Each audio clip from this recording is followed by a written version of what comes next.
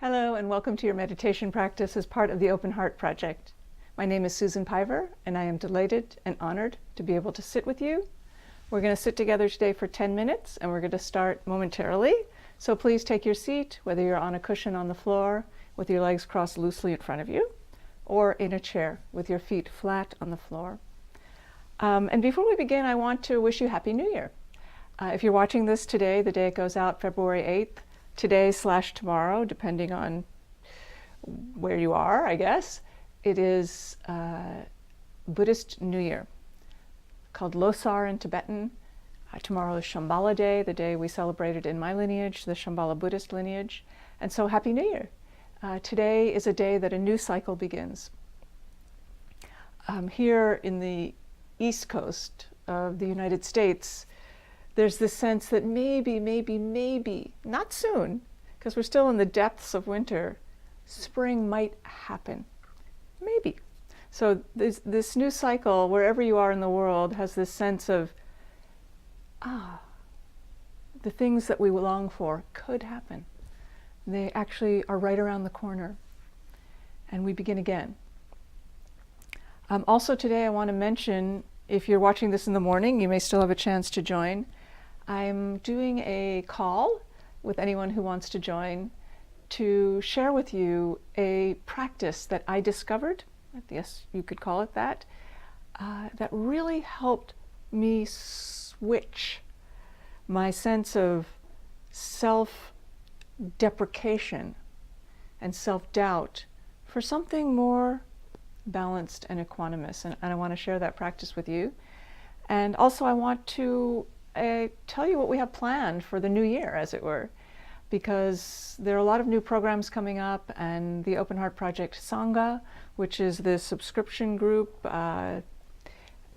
within the Open Heart Project, has access to a lot of really interesting things to deepen the practice that I just want you to know about in case you don't.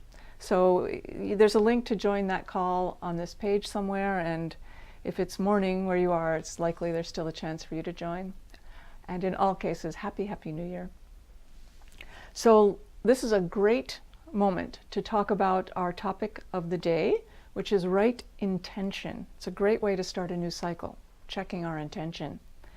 Last week we talked about right view, which is the first of the 8 steps on the Eightfold Path, that if you walk on this path, you are liberated from suffering. Just 8 things. So right view we talked about last week. If you want to go back and watch that, if you missed it, it's on our website. Feel free, but not necessary. Right intention, there's a lot of, there's been a lot of talk, I guess you could say, books even written about how your intention creates your reality. And that if you intend to get $1 billion, you could get $1 billion. And if that's what you wish, I hope you will get it. But this Buddhist view of right intention is not as a way of getting what you want in the materialistic sense. However, it is a way of getting what you want in the, let's say, spiritual sense, in the more unconventional sense. Maybe there's conventional intention setting for conventional rewards, which are great. Everybody should get those rewards. I hope I get a bunch. But there's unconventional intention setting that leads to unconventional results, such as liberation from suffering, and joy, and compassion, and meaning. These are all good things. So right intention arises from right view, which is dropping all of your projections and seeing things as they are, in their utter simplicity, without you adding anything. That's right view, y'all. Right intention is then going out with this view, going out into the world with this view. And right, by the way, doesn't mean as opposed to wrong. Although there is wrong view, wrong intention, and so on. But it doesn't mean anything in the judgmental or moralistic sense of you did this right, you get an A, you did this wrong, you don't get an A. But the Sanskrit word for right is samyak, S-A-M-Y-A-K, which is translated actually as complete. So right here means the sense of just absolutely complete. There is no hole in this view. So right intention, there's no hole in this, means not seeing everyone and everything as either for you or against you, but rather just something that's happening, someone that you are interacting with. And it doesn't mean that you don't defend against things that are dangerous, because obviously we can't be stupid. We have to do that. And it doesn't mean, however, to then find what you like and who you like and just hold on to them for dear life. Rather, it means entering the situations of your life with a kind of relaxation. If you have an intention before you go into a situation that this is what you want to happen, that could be called wrong intention, no matter what it is, because you're going in with preconceived notions. This means no preconceived notions. The intention, rather, is of being open, remaining open, which is what is meant by relaxation. Relaxed here doesn't mean asleep, it means open. So in the sense that something that is closed and tight, when it relaxes, it opens. This is the kind of relaxation we're talking about. And what is at the root of right intention? This kind of openness, which I would say is a form of fearlessness. Because we often go into the world with our intentions and our wishes and our affirmations because we're terrified. I'm terrified. Sure, we are all scared. It's a scary world. However, if we operate in constant reaction to that fear, then we miss the boat of our own life. So here, this is saying, okay, yeah, maybe I'm afraid, but I'm going to open to my life anyway. And I don't know what that's going to mean in the next moment and the next moment. So I'm going to stop planning how I wish it would be, and instead I'm going to meet it as it is. And I'm going to hold on to my longings and aspirations, but I'm going to mix those with how things are, rather than putting on some kind of blinders. So anyway, I think you get the idea. Right intention means undefended, let's say, and open. So I hope that's useful, something to contemplate as we go into this new cycle. And now, without further ado, let's practice. This, by the way, is how you cultivate right intention, is through meditation. Because thoughts arise, this is good, this is bad, this is boring, and you let it go. And come back to the breath, which is always in the present, because you can't breathe in the past or the future. So we're practicing this capacity to let go of our storylines and come back to the present. In meditation, that role is played by our breath. But in post-meditation, that role is played by your entire life. So, here we go. And if you don't want to hear the whole instruction, turn the volume down.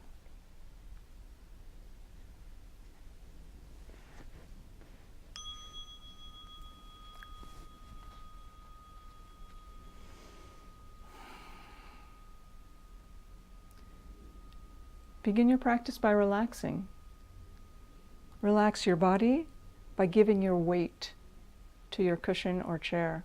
You're not half up about to go somewhere else. You're right here. Relax your mind by letting go of expectations. Oh, that's very relaxing. Sit up straight and tall. And if you're lying down because you have back pain or neck pain, then lie down straight and tall.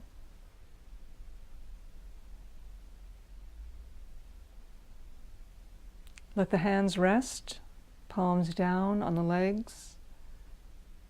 And let the hands be simple. They don't have to work for you by doing special mudras, or let them just rest. They do a lot for you all day long anyway.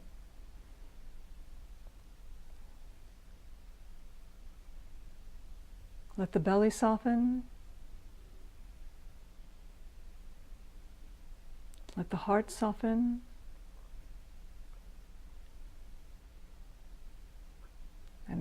lungs and the chest. And let the shoulders relax.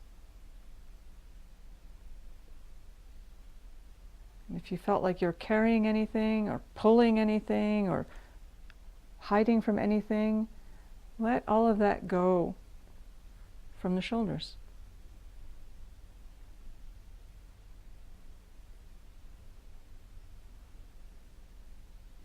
The chin is tucked a little bit so the back of the neck is long. And the mouth is delightfully closed. And it is a delight to not have to say anything. So let all the muscles of speaking relax.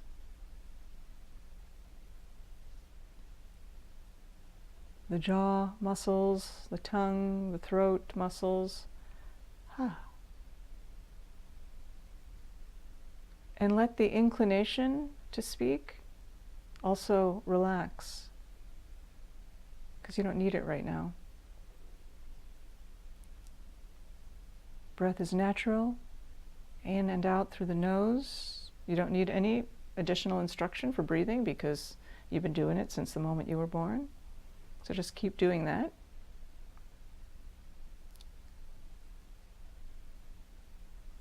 The eyes are open, and the gaze is cast down and very soft into a spot a couple feet in front of you or up to 6 feet, depending on the proximity of your screen. But let the gaze rest. The eyes are constantly darting throughout the day, and maybe even when we're sleeping, in REM sleep. But now we can just let the eyes rest on a spot. They don't have to work. They don't have to read or see or interpret. They can just rest. And the crown of the head reaches up a little bit. Place your attention on your breath. Feel yourself breathing in and out. In and out. And let this rhythm carry you.